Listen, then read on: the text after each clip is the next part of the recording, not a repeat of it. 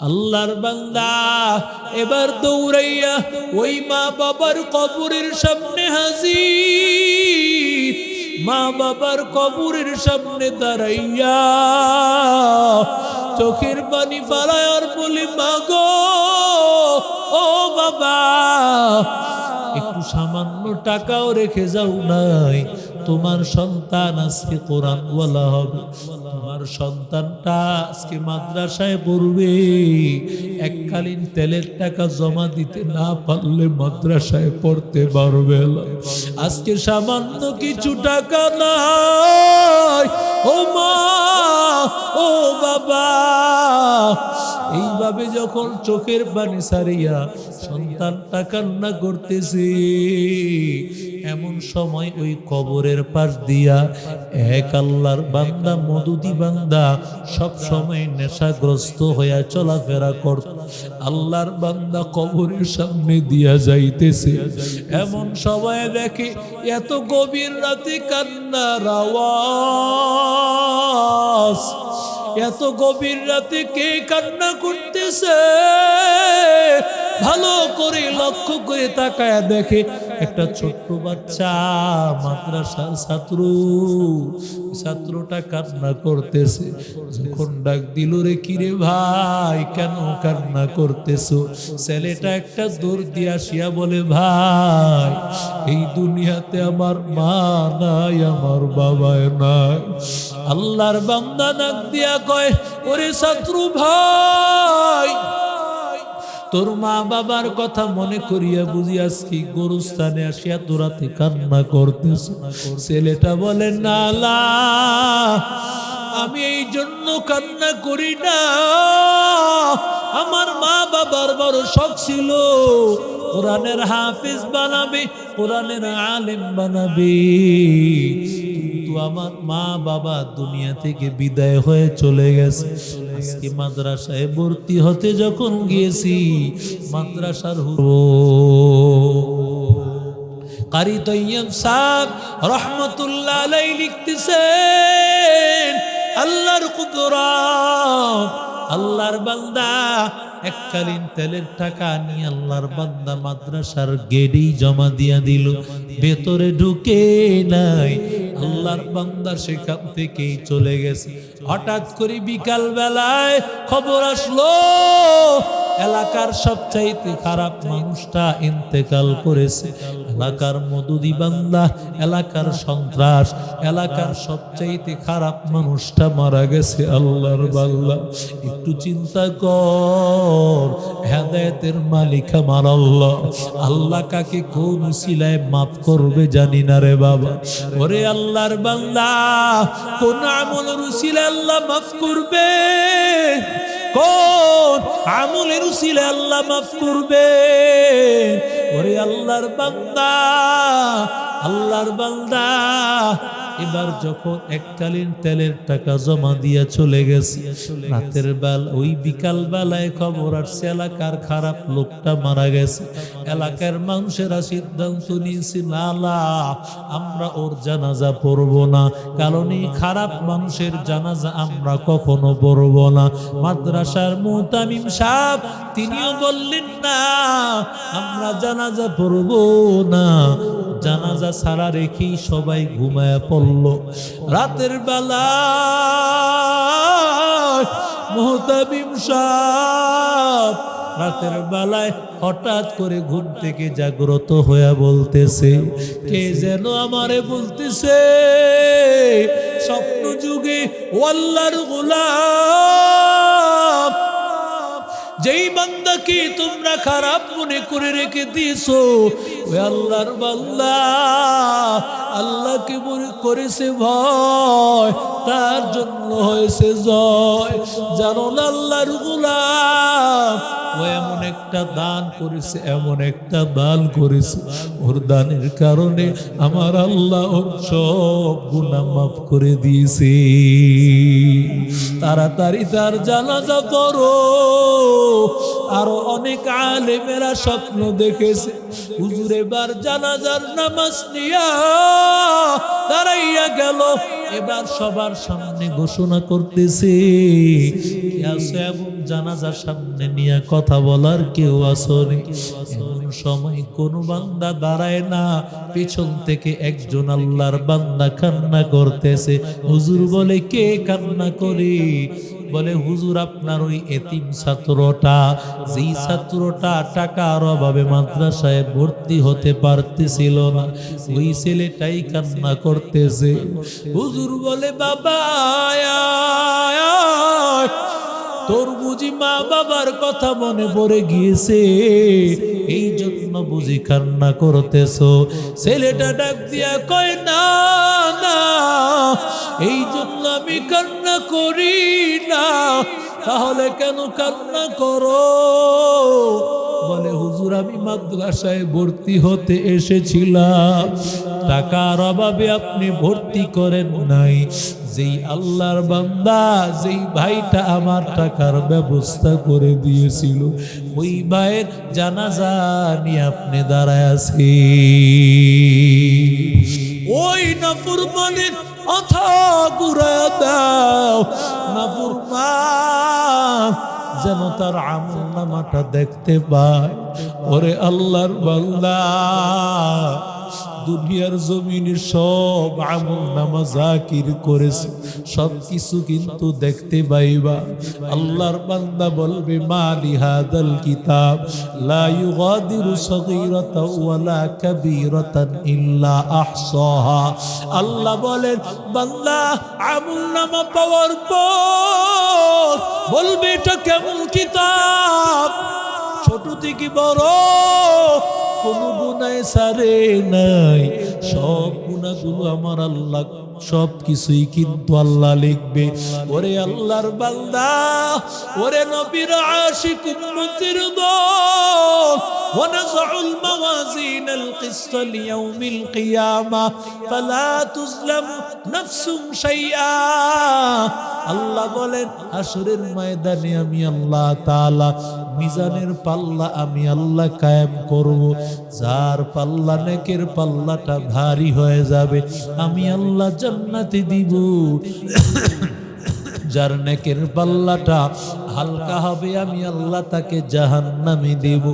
ওরে আল্লাহর বান্দা, ওরে নবীর আশিক উম্মতির দল, ওই হাসরের ময়দানে আমার মালিক আল্লাহ তাআলা রহমতের নবী, আমার নবী বলেন, চারটা প্রশ্নের উত্তর দেওয়া ছাড়া এক কদম সামনে আগাতে পারবে না। লা তাযহালু কদমা আবদিন হাত্তা ইউসআলা আন আরবা। চারটা প্রশ্নের জবাব না দিয়ে কেউ সামনে যেতে পারবে না। এক নম্বর প্রশ্ন, আন উমরিহি ফীমা আফনা। কিভাবে তোমার জীবনটাকে তুমি কাটাইছো? নেকের আমলে কাটাইছো নাকি গুনার মধ্যে কাটাইছো? ও বান্দা, জীবনের হিসাব দিয়ে যাও। তোমার ৬০-৭০ বছরের জীবনের হিসাব দিয়ে যাও। আজকে তুমি জীবন পাইয়া মনে করতেছো ধরাকে সরা মনে করতেছো। ওরে আল্লাহর বান্দা, চুলদারি সাদা হয়ে যায়, এরপরও নামাজ পড়ে না। চুলদারি সাদা হয়ে যায়, এরপরও বান্দা দাড়ি কামায়। ওরে আল্লাহর বান্দা, মালাকুল মাউত যখন হাজির হয়ে যাবে রে ভাই, আল্লাহর বান্দাকে বলবে, আওয়ালাম নুআম্মিরুকুম মা ইয়াতাযাক্কারু ফীহি মান তাযাক্কার ওয়া জাআকুমুন নাযীর।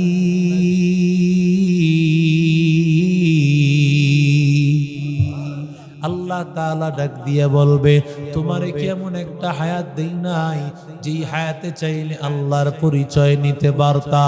ওরে আল্লাহর গোলাম, তোমার কাছে কি নাজির আসে নাই? সতর্ককারী কি আসে নাই? সতর্ককারীর এক নম্বর ব্যাখ্যা হলো নবীরা। নবীরা তোমারে বুঝাইছে। দুই নম্বর হলো তোমারে উলামায়ে কেরামেরা বুঝাইছে। ওরে আল্লাহর বান্দা, ওরে যুবক, নাজিরের একটা ব্যাখ্যা হলো চুল দাড়ি সাদা হয়ে যাওয়া। চুলদারি যখন সাদা, ওই চুল যেন তোমারে বলতেছে হায়াতের সময় আর তোমার বেশি দিন বাকি নাই। আয়নার সামনে যখন যাইবা, যখন তাকায় দেখবা চুলদারি গুলো সাদা হয়ে গেছে, একটু তাকাইয়া চিন্তা করিও তোমার জীবনের সময়গুলো কিন্তু শেষ হয়ে গেছে, সময় কিন্তু বাকি নাই। আল্লাহ বলে এটাই তোর নাজির, এটাই তোর মরণের স্মরণকারী, তোকে স্মরণ করে দিতেছে রে যুবক, ও মুরব্বী বাবা, তোমারে স্মরণ করিয়ে দিতেছে সময় বেশি বাকি নাই, হায়াতের সময় বেশি দিন বাকি নাই, তোমার মরণের সময় চলে আসছে। রে আল্লাহর বান্দা, যখন তোমার ঘরে নাতি পুতিরা চলে আসছে, এটাও তোমার একটা নাজির। নাতি পুতিরা যেন ডাক দিয়ে বলে, ও দাদা, ও নানা, ও দাদি, ও নানি, ঘরটা খালি করে দিও, আমাদের জন্য ঘরটা খালি করে দাও, কারণ আমরা এখন ঘরে থাকবো, তোমার ঘরে থাকার আর সময় নাই। ওরে আল্লাহর বান্দা যুবক, এক নম্বর প্রশ্ন হবে তোমার জীবন কিভাবে কাটাইছো। ওরে আল্লাহর বান্দা, ওয়ান শাবাবিহি ফীমা আমলা, ওরে আল্লাহর বান্দা যুবক, যৌবন কালটারে তুমি কোন ভাবে কাটাইছো? নেক আমলে না গুনাহের কাজে কাটাইছো? যদি নেক আমলে কাটাও, আমার আল্লাহ হাসরের ময়দানে 7 ধরনের লোককে আরশের নিচে ছায়া দিবে। এর মধ্যে এক শ্রেণীর লোক হলো রাজুলুন শাবুন নাশাআ ফি ইবাদাতিল্লাহ। যেই আল্লাহর বান্দা যুবক যৌবন কাল আল্লাহর ইবাদতে কাটাইলো, আমার মালিক আমার আল্লাহ ওই যুবক আল্লাহর বান্দাকে আল্লাহ আরশে আজিমের নিচে ছায়া দান করবে। ওরে যুবক, তোমার ডানে বামে গুনার কত কিছু অভাব নাই রে বাবা।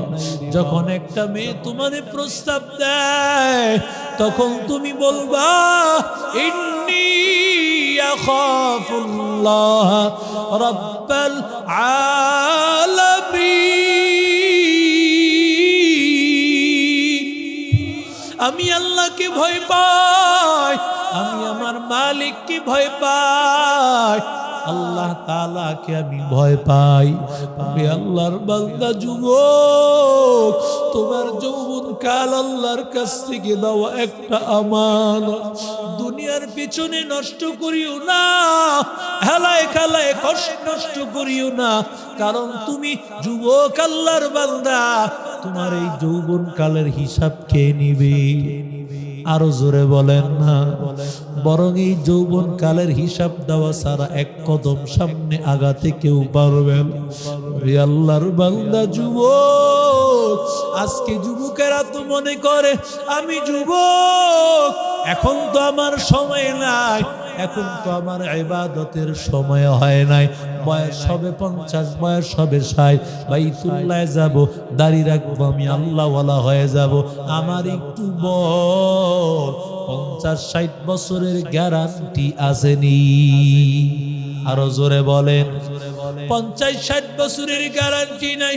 তাকাইয়া দেখো যুবক, কত আল্লাহর বান্দা রাস্তাঘাটে 2 চোখে আল্লাহ দেখাইছে, কত আল্লাহ বান্দা যুবকের লাশ এই 2 চোখে দেখেছি। বান্দা মনে করতে সুরে যুবক, তুমি তোমার যৌবন কাল পার করিয়া তুমি মুরব্বী হইবা, তুমি 60 বছর হবে। ওরে আল্লাহর বান্দা, না না, ওরে যুবক, তুমি যদি বলো হুজুর পায়ে ধরলে আমি নামাজ শুরু করে দিব, আমি এখন থেকে গুনাহ ছেড়ে দিব, আমি আল্লাহর কসম আমি 1000 লক্ষ মানুষের সামনে তোর পা ধরতে রাজি আছি। কত যুবক আসিয়া বলে হুজুর আপনি বলার পর থেকে আমি দাড়ি রাখছি, আমি নামাজ শুরু করছি, কলিজাটা ঠান্ডা হয়, আমি আল্লাহর কাছে বুঝি এই লোকগুলোকে দাঁড় করায় দিব।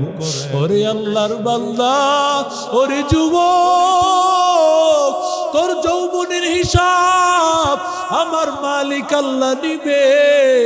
3 নম্বর وعن ماله من أين اكتسبه وفيما أنفق মাল কিভাবে ইনকাম করেছো, কিভাবে খরচ করেছো, তুমি হালাল ভাবে ইনকাম করেছো নাকি সুদ ঘুষে তুমি ইনকাম করেছো।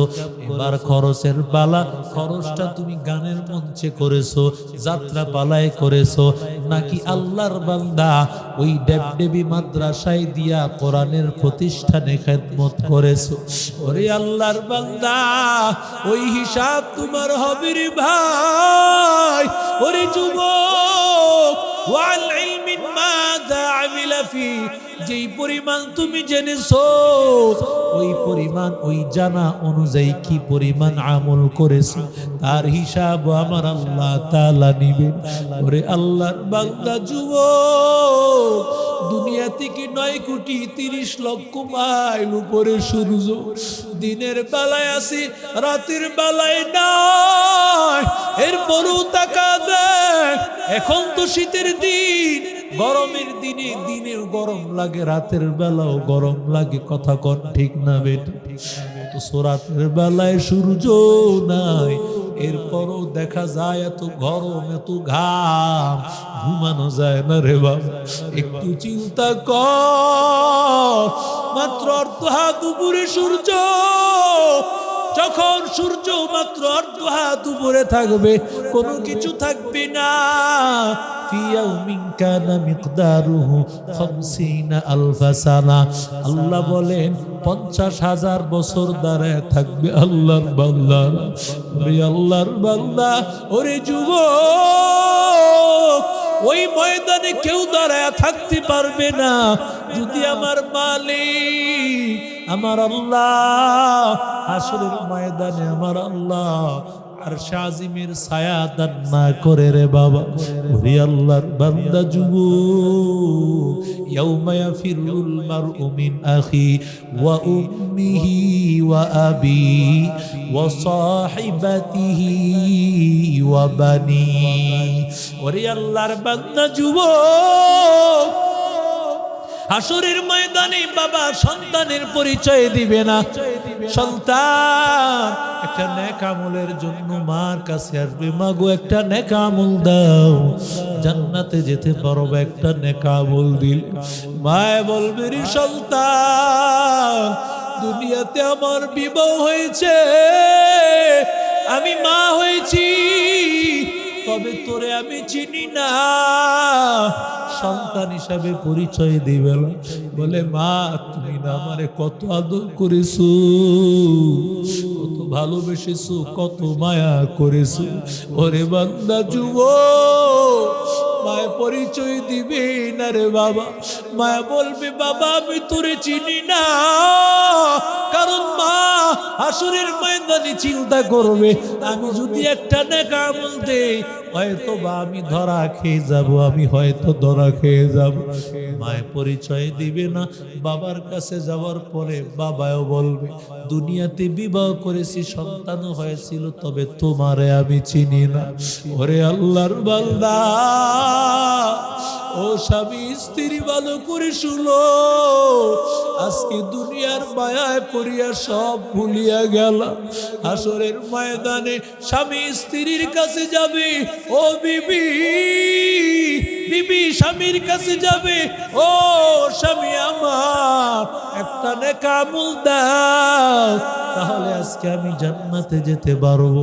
স্বামী বেচারা ডাক দিয়া বলবে না না, আমি আজকে বড় বিপদে আসছি, বড় মুসিবতে আছি। পরে আল্লাহর বান্দা স্বামীও পরিচয় দিবে না, স্ত্রীও পরিচয় দিবে না। ওরে নবীর আশিক উম্মতের দল, ওরে যুবক, ও আল্লাহর গোলাম, ওই বরগুন এলাকার একটা বাস্তব ঘটনা আমি আপনাদেরকে শোনাবো। আল্লাহর বান্দারা, আমাদের একজন আলেম তিনি বলছেন হুজুর, এই কোরআনে যে আল্লাহ বলছে হাসরের ময়দানে বাবা সন্তানকে ভুলে যাবে, সন্তান বাবাকে ভুলে যাবে, বাস্তব নমুনা আমি নিজেই দেখেছি। আল্লাহর বান্দা বলে হুজুর বরগুনা এলাকা আমার বাড়ি। আমার দুইটা কন্যা, দুই কন্যা সন্তানকে নিয়া আমি আমার শ্বশুর বাড়িতে গেলাম। শ্বশুর বাড়িতে আমার দুইটা কন্যাকে নিয়ে গেলাম।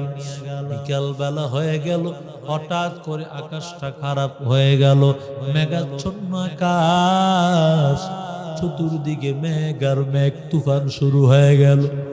ঘরের দরজাটা লাগাইয়া, জানালা লাগাইয়া আমি আমার দুইটা মেয়েকে নিয়ে বুকে জড়াইয়া আমি বললাম, আমার কাছে আরেকটু আজিয়া আমার বুকের সাথে মাথা লাগায়া ঘুমা। চিন্তা করিও না, যত সময় হয় আরো তুফান বাড়তে থাকে। আস্তে আস্তে রাত হয়ে গেল। রাতের বেলায় এবার আর বাড়িতে যাওয়ার সুযোগ হলো না, ঘরের মধ্যেই ঘুমায় গেল। হুজুর বলে আমি রাতের বেলায় ঘুমাইয়াছি, ওদিক দিয়ে তো তুফান চলতেছে, রাতের বেলায় তুফান। হঠাৎ করে বিকট আওয়াজ, মানুষেরা চিৎকারের আওয়াজ, সবাই বলতেছে বেড়িবাঁধ ভাঙ্গিয়া পানি ঢুকে গিয়েছে। সবাই দৌড়াদৌড়ির আওয়াজ। আমি তখন আমার দুইটা মেয়েকে নিয়ে কোথায় বের হব? দুইটা মেয়েরে আমি বুকের সাথে জড়াইয়া আমি এই ঘরের এই বিছানার মধ্যেই শুয়া রইলাম। এমন সময় কিছুক্ষণ পরে তাকায় দেখি ঘরের মধ্যে আস্তে আস্তে পানি প্রবেশ করতে শুরু করলো। পানি বাড়তে বাড়তে একেবারে খাট পর্যন্ত চলে আসলো। যখন খাট স্পর্শ করে ফেলেছে, আমি আমার দুইটা কন্যাকে নিয়া ঘরের চালের উপর চলে গেলাম। চালের উপর যাওয়ার পর আমি আমার দুইটা কন্যাকে নিয়ে বরফ শক্ত করে ধরে রাখলাম। আস্তে আস্তে পানিগুলো বাড়তেছে, পানি বাড়তে বাড়তে একেবারে চাল পর্যন্ত স্পর্শ করে ফেলেছে। ওরে আল্লাহর বান্দা, এবার পানি দিয়া আমি বাঁচতেছি। আমি আমার দুইটা মেয়েকে ডাক দিয়া বললাম, আমাকে ভালোভাবে ধর, আমাকে মজবুত ভাবে ধর, কোনোভাবেই তোদেরকে আমি ছাড়বো না। বলে হুজুর, আমি আমার দুইটা মেয়েকে নিয়ে আমি ঢেউয়ের মধ্যে ভাসতেছি। হঠাৎ আমি ভালো করে খেয়াল করে দেখলাম আমি দুইটা মেয়েকে নিয়ে আর সামনে আগাইতে পারতেছিলাম। এত বড় বাপি ঢেউ, ঢেউয়ের কারণে আমি আর টিকতে পারি না, আমি নিজেই মারা যাইব। এমন সময় আমার বড় মেয়েটাকে ডাক দিয়া বললাম, আমার হাতটা তো আমার কাছ থেকে হাতটা সরিয়ে দে। মেয়েটা হাত ছাড়তে চায় না, বড় মজবুত ভাবে আরো জড়ায় ধরে ওর হাতটা ছাড়ায় নিতে চায়, আরো মজবুত ভাবে আঁকড়ায় ধরে। আমি যতই ছাড়ায় নিতে চাই আরো মজবুত ভাবে আঁকড়ায় ধরে।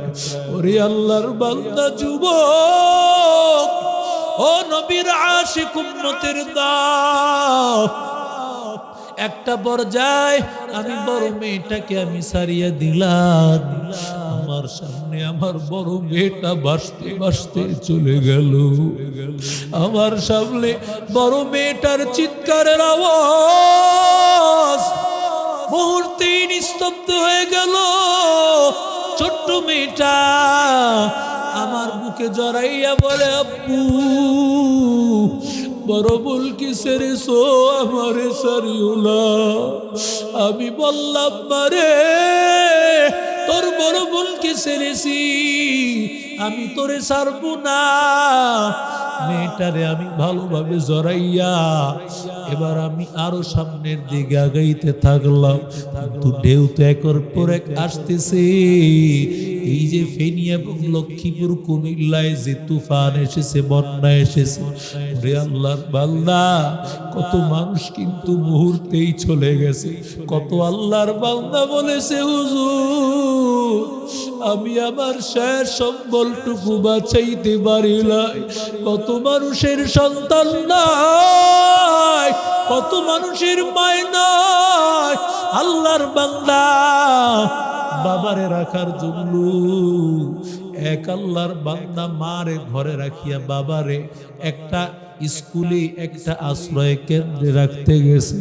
ঘরে আসিয়া দেখি বা মায়ও নাই, মায়ও দুনিয়াতে নাই, ঘরও নাই। আল্লাহর বান্দা বলে আমি হুজুর আমি এই ছোট্ট মেয়েটারে নিয়ে আবার মজবুত ভাবে আঁকড়ায় ধরলাম, বললাম মারে আমারে সারিও না, আমি তোমারে সারবো না, আমার জীবন যাকার থাক। মেয়েটা আমাকে জড়ায় ধরেছে, কিন্তু এমন ভাবে ঢেউ সহ্য করতে পারি না। আমি এক পর্যায়ে ছোট্ট মেয়েটারে ডাক দিয়া বললাম মারে আমারে সারিয়া দাও, আমারে সারিয়া দাও। ছোট্ট মেয়েটা মারে সারে না, আরো মজবুত ভাবে আঁকড়ায়া ধরে আর বলে আব্বু আমারে সারিয়া দিও না। যতই আমি তাকে সারায় দিতে চাই কোনোভাবেই মেয়েটা আমারে ছাড়তে চায় না। আমি দেখলাম কোনোভাবে পারি না।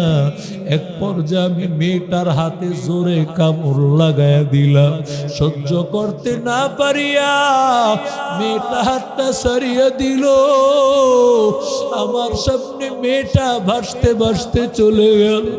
ওরে আল্লাহর গোলাম, হাসরের ময়দানে মা বাবা তোর পরিচয় দিবে না, সন্তান তোর পরিচয় দিবে না রে বাবা।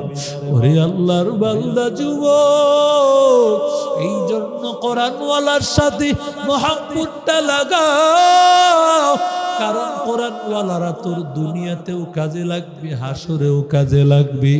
দুনিয়াতে সবাই ভুলে যাবে, কিন্তু কোরআনওয়ালা ছাত্ররা তোরে তো ভুলবে না, কারণ তোর সহযোগিতায় যেই ছাত্রটা পড়তেছে ওই ছাত্রের সওয়াব কিন্তু 24 ঘন্টা। তুমি খেতে কাজ করতেছো, কোরআনের সওয়াব হইতেছে। তুমি তোমার ব্যবসায় বসে আছো, খেতের তোমার কিন্তু কোরআনের সওয়াব হচ্ছে, কারণ তুমি তোমার কিছু মালের অংশ ওই মাদ্রাসায় দিয়েছো। ওরে আল্লাহর বান্দা, ওরে আল্লাহর বান্দা যুবক, কারি তৈয়ব সাহেব রহমতুল্লাহি আলাইহি, ওরে আল্লাহর গোলাম, দারুল উলুম দেওবন্দের 52 বছরের মুতামিম, তার কিতাবে একটা আশ্চর্য ঘটনা লিখেছেন। আল্লাহর এক বান্দা নিয়ত করেছে, তারা স্বামী স্ত্রী পরিকল্পনা করেছে, আল্লাহ যদি আমাদের একটা সন্তান দেন, সন্তানটারে আমরা কোরআনওয়ালা বানাবো, হাফেজ বানাবো, আলেম বানাবো। দুইজন পরিকল্পনা করে নিল। আল্লাহর কুদরত, সন্তান দুনিয়াতে আসার আগে আগে বাবা দুনিয়া থেকে বিদায়। সন্তান হওয়ার পর কিছুদিনের মাথায় মাও বিদায় হয়ে গেছে। এই সন্তানটার এখন মা নাই, সন্তানের বাবাই নাই। মা বাবা বিদায়, মা হারায় ফেলছে, বাবা হারায় ফেলছে। সন্তান এবার ওই এলাকায় যে মাদ্রাসা ছিল, মাদ্রাসায় গিয়া বলে হুজুর একটু উপযুক্ত হয়েছে পড়াশোনার বয়স, বলে হুজুর আমারে মাদ্রাসায় ভর্তি করিয়ালে। হুজুর বলে মাদ্রাসায় ভর্তি হতে হলে এককালীন তেলের টাকা জমা দিতে হবে। বলে হুজুর এই দুনিয়াতে আমার মায় নাই, এই দুনিয়াতে আমার বাবাই নাই, এককালীন তেলের টাকা কিভাবে জমা দিব? আমার যে কেউ নাই। ওরে আল্লাহর বান্দা বলে যদি না জমা দিতে পারো তাহলে ভর্তি করা সম্ভব হবে না। এমনিতেই ব্রিটিশের নজরদারিতে আছি, যাও যাও তোমারে ভর্তি করা যাবে না। আল্লাহর বান্দা নিরুপায় হইয়া মাদ্রাসার ঘর থেকে বিদায় হয়ে গেল। আল্লাহর বান্দা এবার দৌড়াইয়া ওই মা বাবার কবরের সামনে হাজির। মা বাবার কবরের সামনে দাঁড়াইয়া চোখের পানি ফালায় আর বলি মাগো ও বাবা, একটু সামান্য টাকাও রেখে যাও নাই, তোমার সন্তান আজকে কোরআনওয়ালা হবে, তোমার সন্তানটা আজকে মাদ্রাসায় পড়বে। এককালীন তেলের টাকা জমা দিতে না পারলে মাদ্রাসায় পড়তে পারবে না। আজকে সামান্য কিছু টাকা নাই, ও মা ও বাবা, এইভাবে যখন চোখের পানি সারিয়া সন্তানটা কান্না করতেছে, এমন সময় ওই কবরের পাশ দিয়া এক আল্লাহর বান্দা, মদুদি বান্দা, সব সময় নেশাগ্রস্ত হইয়া চলাফেরা করত, আল্লাহর বান্দা কবরের সামনে দিয়া যাইতেছে। এমন সময় দেখে এত গভীর রাতে কান্নার আওয়াজ, এত গভীর রাতে কে কান্না করতেছে? ভালো করে লক্ষ্য করে তাকায় দেখে একটা ছোট্ট বাচ্চা, মাদ্রাসার ছাত্র, ছাত্রটা কান্না করতেছে। যখন ডাক দিল, রে কিরে ভাই, কেন কান্না করতেছো? ছেলেটা একটা দৌড় দিয়ে আসিয়া বলে, ভাই এই দুনিয়াতে আমার মা নাই, আমার বাবা নাই। আল্লাহর বান্দা ডাক দিয়া কয়, ওরে ছাত্র ভাই, তোর মা বাবার কথা মনে করিয়া বুঝি আজকে গোরস্থানে আসিয়া তোরাতে কান্না করতেছ।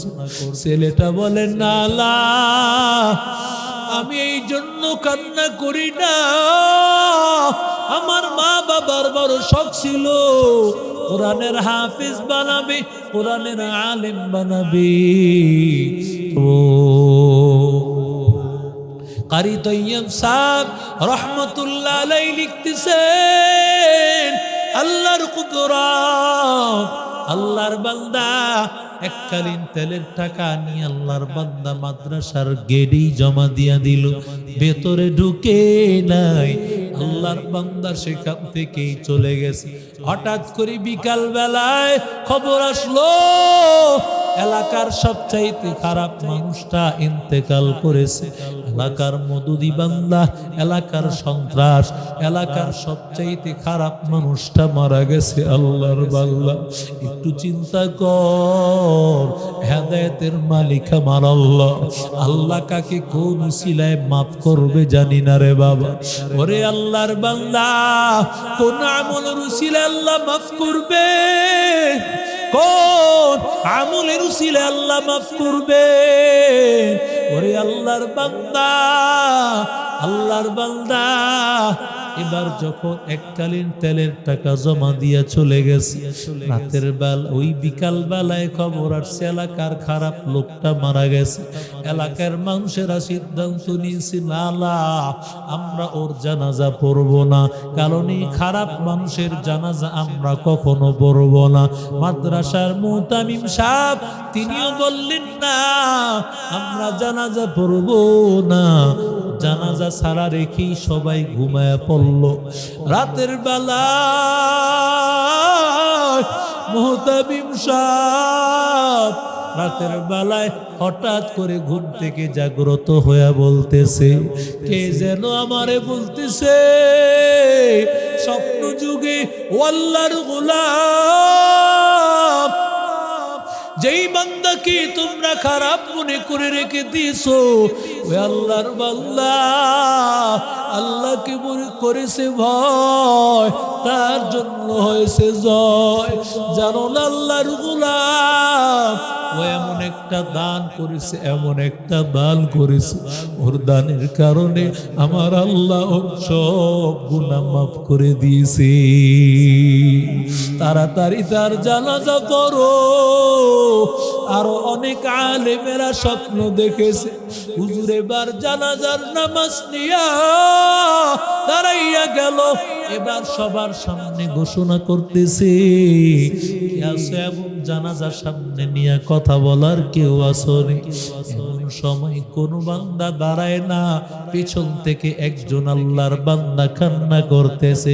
হুজুর বলে, কে কান্না করে? বলে হুজুর আপনার ওই এতিম ছাত্রটা, যেই ছাত্রটা টাকার অভাবে মাদ্রাসায় ভর্তি হতে পারতেছিল না, ওই ছেলেটাই কান্না করতেছে। হুজুর বলে বাবা তোর বুঝি মা বাবার কথা মনে পড়ে গিয়েছে, এই জন্য বুঝি কান্না করতেছো। ছেলেটা ডাক দিয়া কয় না না, এই জন্য আমি কান্না করি না। তাহলে কেন কান্না করো? বলে হুজুর আমি মাদ্রাসায় ভর্তি হতে এসেছিলাম, টাকার অভাবে আপনি ভর্তি করেন নাই। যেই আল্লাহর বান্দা, যেই ভাইটা আমার টাকার ব্যবস্থা করে দিয়েছিল, ওই ভাইয়ের জানাজা নিয়ে আপনি দাঁড়ায় আছেন। ওরে আল্লাহর বান্দা যুবক, ও আল্লাহর গোলাম, ওরে আল্লাহর বান্দা, ওরে নবীর আশিক উম্মতের দল, ও আল্লাহর বান্দারা, দুনিয়া কিছুই না রে বাবা। আল্লাহর বান্দা মুতামিম সাহেব চোখের পানি সারিয়া বলে আল্লাহ তোমার নীলা খেলা বুঝা যায় না। ওরে আল্লাহর বান্দা, আসরের ময়দানে এই কোরআনের ছাত্র তোর কাজে লাগবে রে বাবা। ওরে আল্লাহর বান্দা, দুনিয়াতেও কাজে লাগবে, কবরেও কাজে লাগবে। এজন্য আল্লাহর বান্দা মাত্র কয়েকটা মিনিট আমি আপনাদেরকে কষ্ট দিয়ে মোনাজাত করব, সবাই আল্লাহর কাছে রোনাজারি করব, কান্না করব। এই শেষ মুহূর্তে বলবা এমন